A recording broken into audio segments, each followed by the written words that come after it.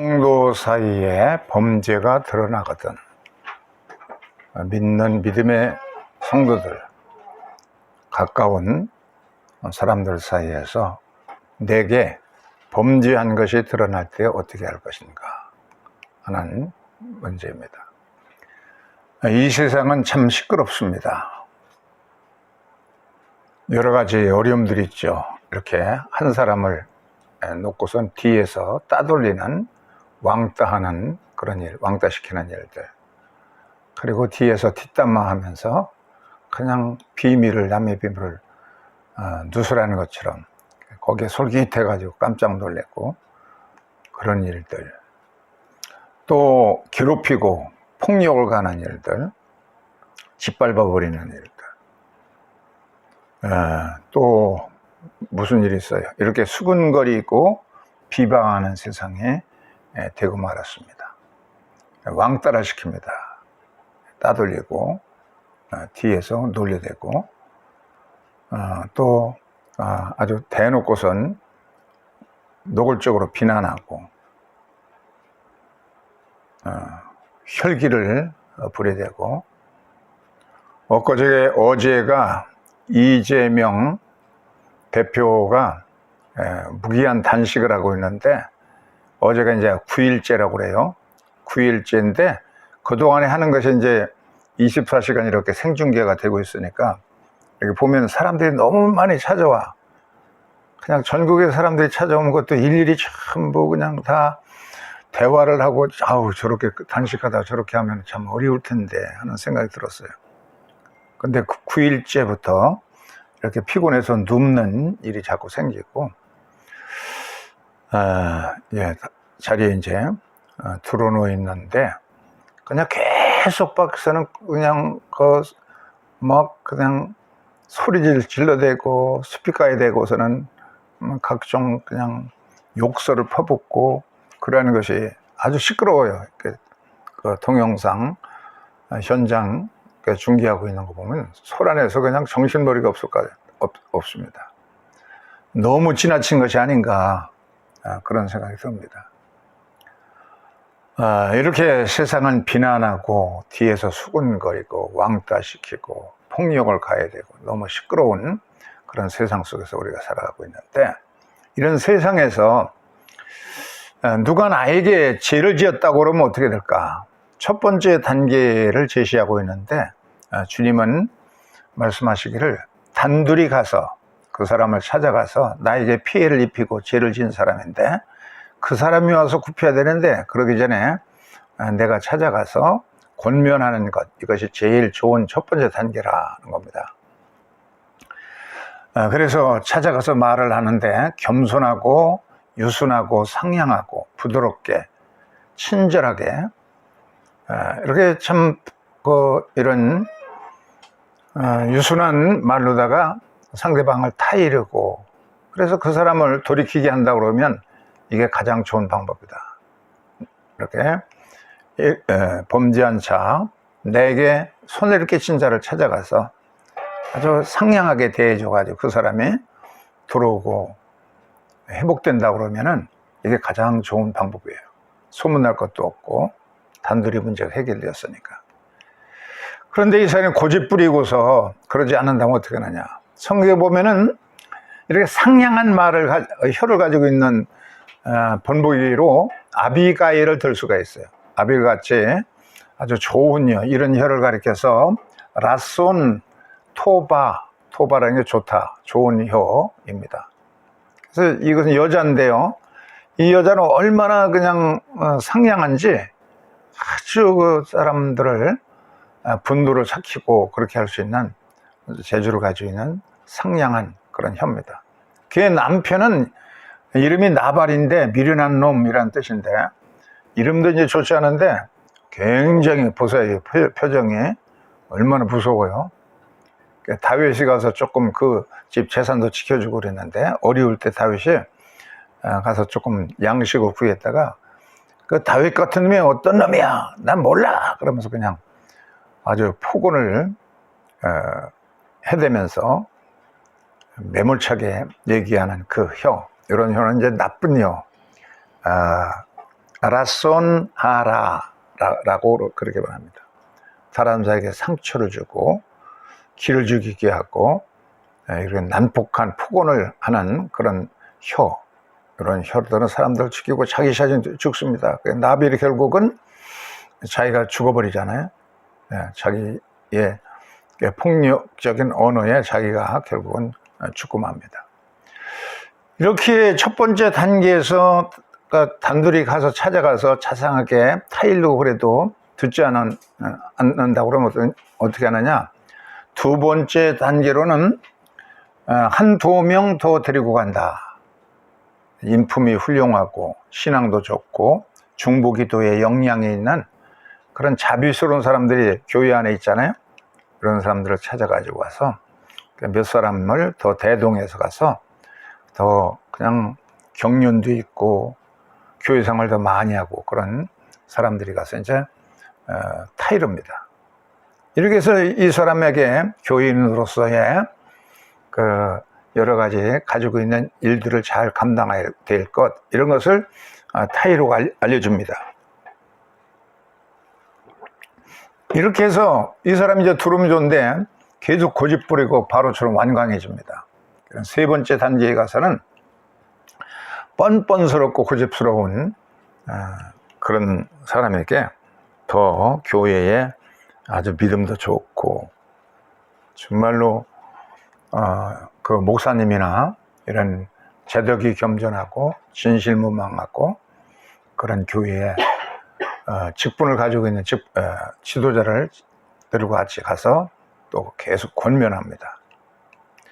그런데 이 빤빤스럽고 그런 사람들 이들의 말도 안 듣잖아요. 그럴 때에는 어떻게 하느냐?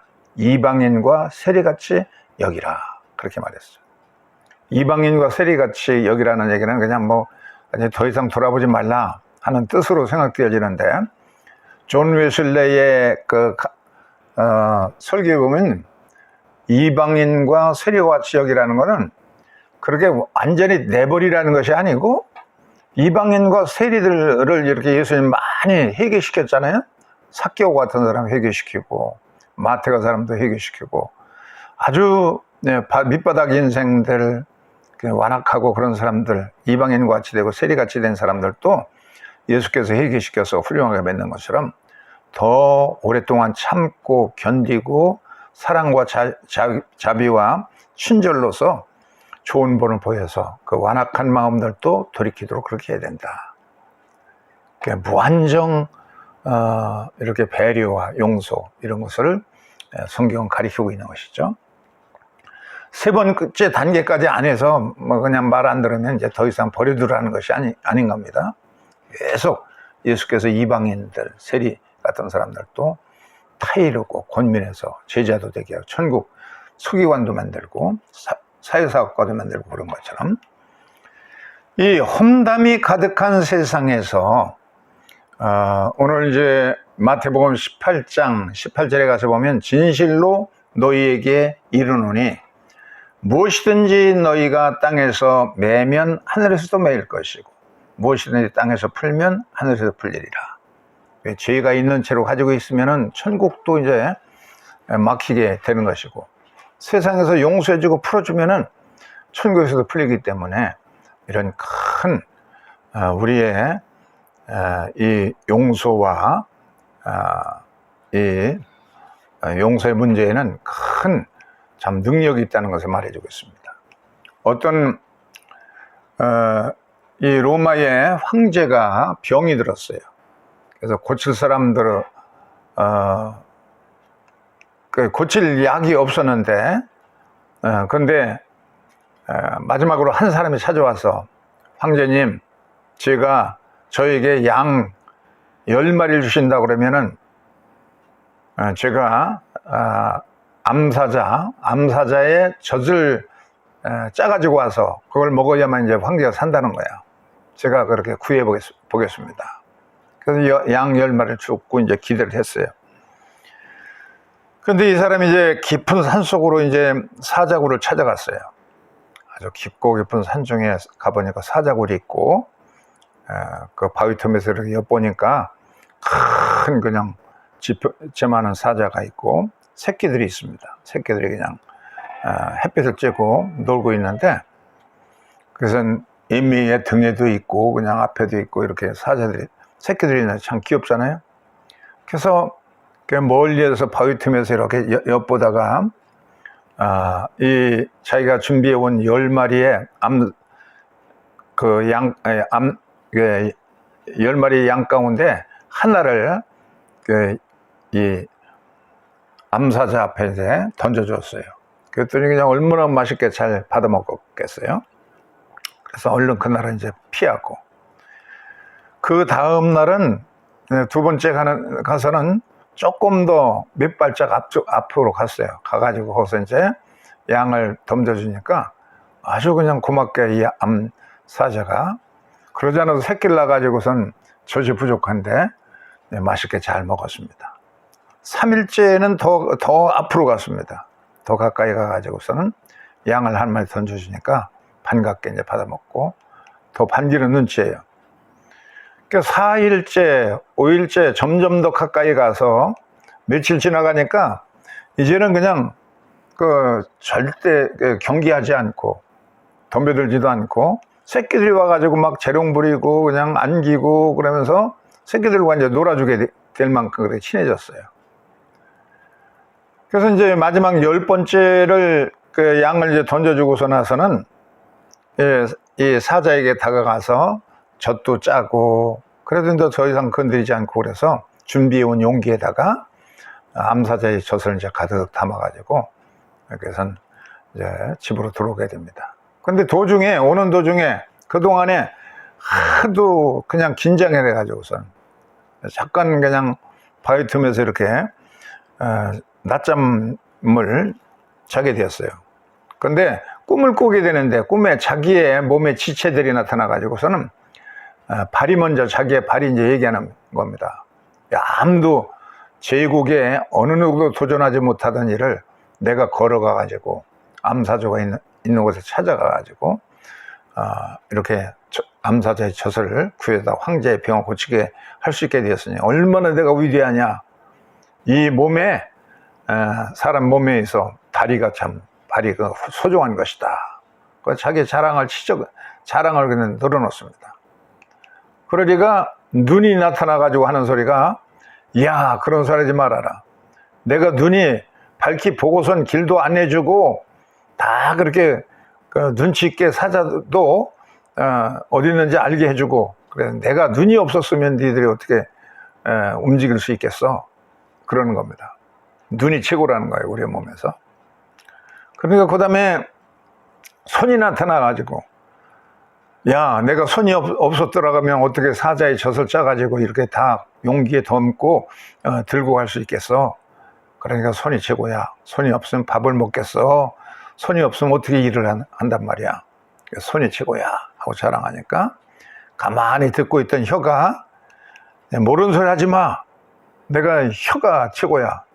내가 말하지 않고 그런다 그러면은 혀를 잘못 놀리고 그런다고 하면 어떻게 되겠어? 혀가 최고라고 또 자랑합니다. 그러니까 막 그냥 다 발도 핀잔을 주고 눈도 핀잔을 주고 손도 핀잔을 주면서, 야, 너는 입속에 이렇게 들어가 있는 그런 것이 뭐 그 약한 것이 뭐 그렇게 소중하냐. 비난을 받았어요. 한번 본때를 내가 보여주겠다 하고 이제 혀가 얘기했습니다. 황제한테 가가지고서는, 황제님, 제가 왔습니다. 그러니까 황제가, 너 암사자의 젖을 구해왔느냐? 예, 제가 개젖을 준비해가지고 왔습니다. 이 황제가 화가 나가지고, 내가 양 10마리를 주면서 암소 젖을 구해오라고 그랬는데 기껏 그냥 개젖을 가져왔느냐. 저놈을 당장 황제를 욕부인 저놈을 갖다 옥에 쳐넣어라. 내일 저놈을 데려다가 내가 목을 자르야 되겠다. 그래서 옥에 갇히고 말았어요. 밤새도록 이제 옥에 갇혀 있다가 그 이튿날 이제 황제에게 불려나갈 때, 황제님 노염을 푸세요. 제가 사실은 암소젖을 가져왔는데 한번 이 인간의 혀가 얼마나 중요한지를 알기 위해서 이렇게 한번 해본 겁니다. 이 암사자의 전 내가 목숨을 걸고 가서 받아보냐고 이렇게 준비해가지고 암사자를 달래고 그래가지고 받아가지고 왔습니다. 한번 드셔보세요. 분명히 건강해질 겁니다. 근데 정말 이 황제가 암사자의 절 먹고 상당히 좋아졌어요. 그 이튿날 또 그걸 먹고 나선 더 건강해지고 3일째 먹고 나더니 완전히 기력을 회복돼서 건강해졌어요. 그러니까 그동안 잘났다고 하던 발과 그리고 눈과 손 이런 것들이 정말로 우리 몸에서 훌륭한 것은 눈도 소중하고 발도 소중하고 손도 소중하지만 그리고 우리 몸에 있는 지체가 전부 소중하지만 혀가 정말 중요하구나. 혀를 한번 잘못 누르니까 우리 이 몸이 죽을 뻔하지 않았느냐. 근데 그 혀를 가지고 감동을 시키고 제대로 얘기하니까 우리가 살게 되지 않느냐. 인간이 혀라는 것이 그렇게 소중하다 하는 것을 엊그저께 잠이 오지 않아서 탈무드 전설 얘기를 해주는 걸 들었더니 바로 이 얘기를 하더라고요. 그래서 정말 혀가 중요하다 하는 탈무드의 가르침을 듣게 되었습니다. 19절에 가서 보면은 진실로 다시 너희에게 이르노니 너희 중에 두 사람이 땅에서 합심하여 무엇이든지 구하면 하늘에서 계신 내 아버지께서 그들을 위하여 이루게 하시리라. 예. 많이 100명, 10,000명이 모여서 금식하고 그렇게 기도한다고 해서 응답하는 것이 아니라 단 두 사람이라도 마음이 하나가 되어서 그렇게 구하면 하나님 들어주신다. 이 마음이 하나 된다는 건 뭐냐? 자기들이 약한 것을 서로 고백하면서 그래서 마음이 그냥 둘이 한 마음이 되어야 된다는 겁니다. 톨스토이의 작품에 보면은 톨스토이는 영주였기 때문에 자기 아버지가 이제 영주였고 그렇기 때문에 엄청난 넓은 땅을 가지고 있었어요. 그래서 부유하고 화려하게 살다 보니까 청년 시절, 중년 시절 그냥 타락한 삶을 살았는데도 다른 그 상류층 사람들이 그렇게 살기 때문에 죄인 줄로 몰랐어요. 그러다가 이제 성경을 통해서 성경을 읽으면서 산상수훈에서 큰 은혜를 받아서 사람이 산상수훈만 지키면 그러면은 구원받을 수 있겠다. 그렇게 하면서 이 산상수훈에서 큰 은혜를 받았습니다. 그래서 자기의 죄들을 전부 고백해서 고백록도 쓰고 안나 카레니네라고 하는 소설을 통해서 레빈이라고 하는 그 주인공을 통해서 그 주인공도 부유하게 살기 때문에 방탕하게 살았던 것이 있는데 결혼하기 전에 전부 그것을 여자에게 고백합니다. 다 써가지고 내가 이런 사람인데 그렇게 받아주겠느냐. 그래서 이제 결혼하게 되고 또 실질적으로 고백록도 듣습니다. 그래서 자세하게 자기의 잘못한 거, 자기가 지은 죄들 그런 것을 전부 고백합니다. 이렇게 해서 이 고백한 서로가 서로에게 죄를 고백하라. 야고보서 5장 14절에 그런 말씀이 있잖아요. 그래야 너희 기도가 응답돼서 병든 자가 고침받고 그러게 될 것이라 라고 얘기했는데 이렇게 한 부부가 살더라도 이렇게 이실직고 하면서 서로 참 순진한 그런 마음이 들 때에 그게 위대한 것이라는 겁니다. 그리고 상대방이 뭘 잘못을 고백했는데 약점으로 이렇게 잡으면 정말 어리석은 일이죠. 누구든지 형제에게 잘못된 것이 드러나거든 그와 함께 책임감을 가지고 그 짐을 저주독하라. 그렇게 야고보서 6장 6절에 그 야고보서 갈라디아서에서 그렇게 말하고 있습니다. 그리고 자기의 죄를 고백하고 갈라디아서 6장 6절에 자기들의 허물을 고백하고 그 약한 것을 위해서 서로 짐을 나눠지도록 해라 하는 그런 말씀이 있는데요. 이렇게 상대방의 약한 곳이 있다고 그러는 사람들은 전부 강한 쪽에 있는가 하면 약한 점도 있기 때문에 그것을 커버해 주면서 살 수 있을 때 이렇게 서로 감추어진 것이 없고 고백하고 그 약한 것들을 서로가 짐을 나눠주면서 커버해 주고 책임을 져줄 때 그것이 강한 관계가 될 수 있다는 겁니다. 그래서 요한의 순례는 이것이 구약 성경에 보면 이제 이것이 너희에게 증표가 되리라 해서 분솔주에 양의 피가 있는 곳에는 재앙이 물러가는 것처럼 우리가 예수를 믿는 증표라는 건 뭐냐? 예수께서 우리의 죄를 전부 대속해 지시고서 우리를 구원해 주셨기 때문에 이제 구원받은 우리가 서로를 용서하며 살아야 된다 하는 그런 표적을 보여주었습니다. 방탕은 어거스틴이 술이 취해가지고 방탕하게 살았잖아요. 웨슬레가. 이 어거스틴이. 그러니까 술 취해가지고 이렇게 집에 들어왔는데 이웃집 아이들이 노래하는 노래소리가 들렸어요. 뭐라고 노래하느냐면 라틴어로 톨레게 하면서 반복해서 그 노래하는 겁니다. 이건 뭐냐면 들고서 읽어라. 이 노래소리에 뭔가 자기에게 주어지는 주의 음성으로 들렸어요. 그래서 책상 위에 놓여있는 성경책을 펴서 착 펴 들으니까 성경 말씀에 뭐가 나오느냐면 그때 나온 말씀에 로마서 13장 13절이 나왔습니다. 너희가 자다가 이때를 아노니 자다가 깰 때가 되었다. 이제 밤은 깊고 낮이 가까웠으니 낮에와 같이 단정히 행하고 빛의 갑옷을 입으라 하는 그런 말씀을 읽고서 크게 통회자복하면서 빛 앞에 서게 되었어요. 예수 그리스도의 빛이 자기에 와서 자기가 용서받고 하나님과 화목하게 되니까 그렇게 마음이 편안하고 모든 인생의 문제들을 터득하는 비결을 얻게 됩니다. 그래서 어거스틴도 이걸 고백록에, 그의 유명한 고백록이 어거스틴의 고백록에 이 사실을 고백합니다. 그래서 이 성경 말씀 하나, 이웃집 아이들이 부르는 노래소리 하나도 그것이 나에게 감동이 되어지고 그것에 따라 성경을 딱 피니까 마침 로마서 13장 13절이 나오고, 그래서 이것은 나에게 주신 말씀으로 받아들여 가지고서는 그 방탕한 삶을 다 예수 그리스도의 피 앞에서 다 회개하고 성자로서 변화되는 그런 순간이 온 것입니다. 존 웨슬레는 감리교인들, 초창기의 감리교인들에게 밴드라는 것을 속회보다 더 이제 적은 한 3명 정도가 보이는 밴드라는 걸 만들었어요.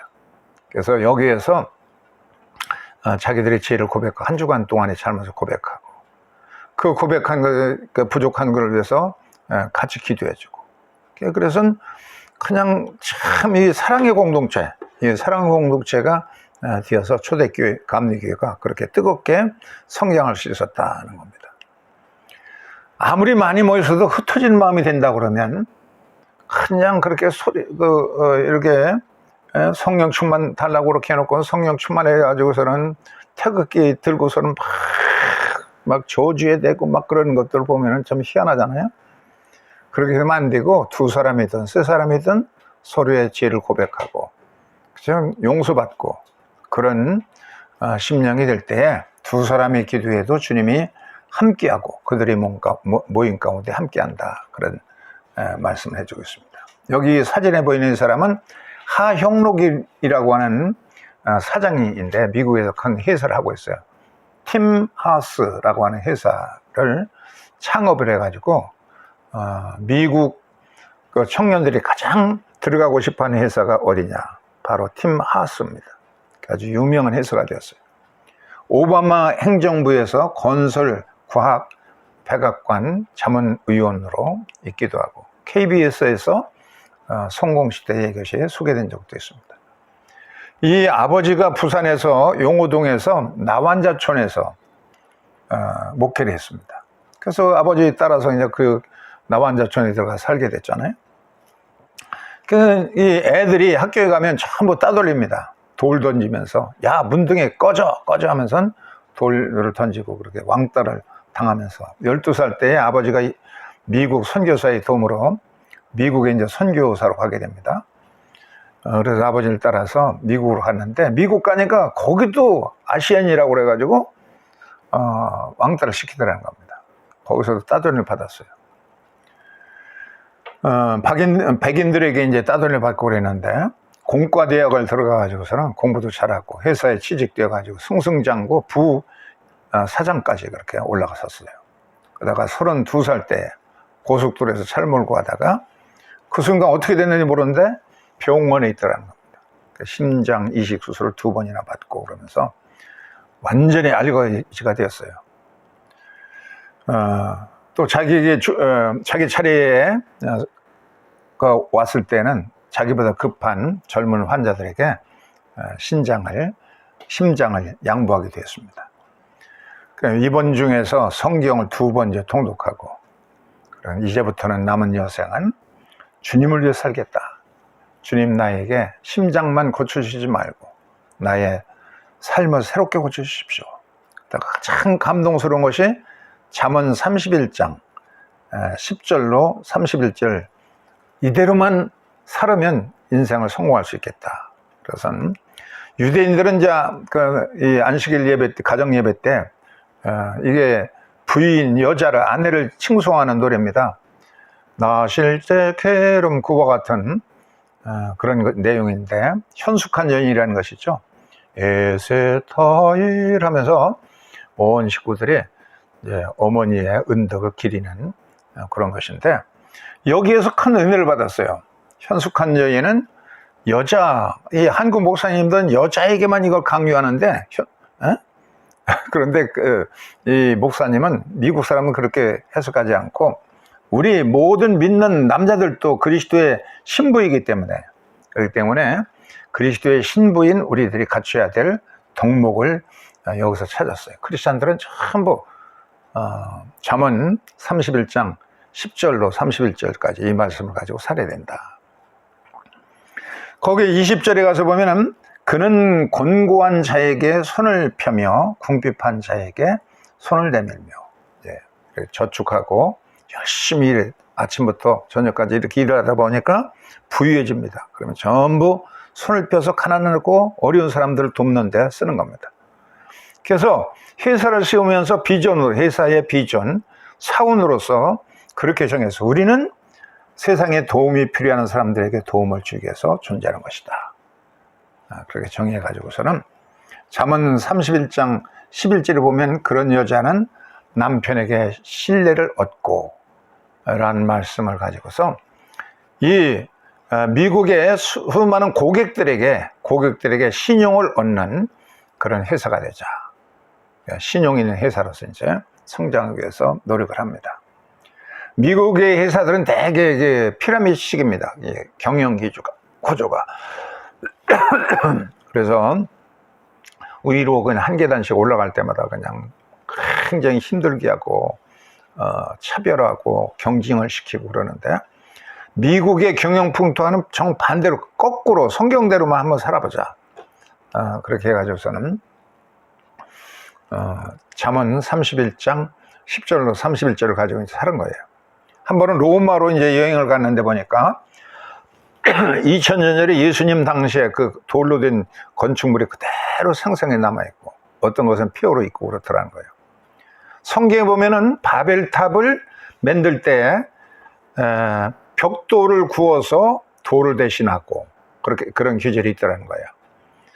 그런데 로마의 건물들은 이렇게 2000년, 3000년 지나가도 생생하게 그대로 남아있는데, 바벨탑은 바로 인간의 머리로 다 써가지고 벽돌을 대신해서, 돌을 대신해 벽돌을 구워가지고 했는데, 아무리 구웠어도 돌만은 못하다는 거예요. 천연적으로 하는 맨들은 돌만은 못하다.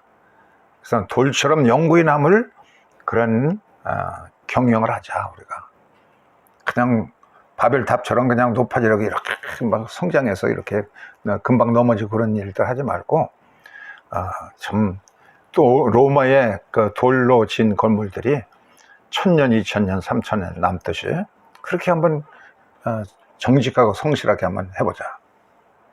그 비결을 터득하게 됩니다. 그래서 이 사람이 건설회사를 했는데, 특별하게 주차 문제가 굉장히 심각하잖아요. 한국에 주차 빌딩이 있어요. 그냥 뾰족하게 이렇게 이제 짓는데, 아무런 그냥 미각도 없이 그렇게 짓는데, 이 사람은 가장 우아하고 아름답게, 그리고 편리하고 이용하기 쉽도록 그렇게 건물을 짓는데 차관을 둬가지고, 이렇게 이 그림에서 보는 것처럼 주차 빌딩에, 이게 백화점 옆에 있는 주차 빌딩에 백화점보다 더 멋있게 이렇게 져서, 야, 저 멋있는 건물에 들어가서 주차하고 싶다. 편리하게 모든 게 돼 있고 그러니까 그래서 미국의 체인점을 가지고 성공하게 되었습니다. 예, 현숙한 여인이 한국의 목사님들은 여자에게 그렇게 강요해가지고 현숙한 여인이 되고 이렇게 막 부지런하고 열심히 그렇게 헌신적으로 살아라 그렇게 하는데 이 목사님은 모든 기독교인들에게 주신 말씀으로 그렇게 살아서 이렇게 아침부터 일어나서 열심히 일하고 땀 흘려 수고하고 엄마가 그렇게 자식을 위해서 가족을 위해서 애쓰듯이 미국의 고객들에게 하니까 결국은 인정을 받고 사랑받고 신용을 얻게 되더라 하는 겁니다. 이제 오늘 주신 말씀을 생각하면서 우리가 잠시 묵상의 기도를 드리겠습니다.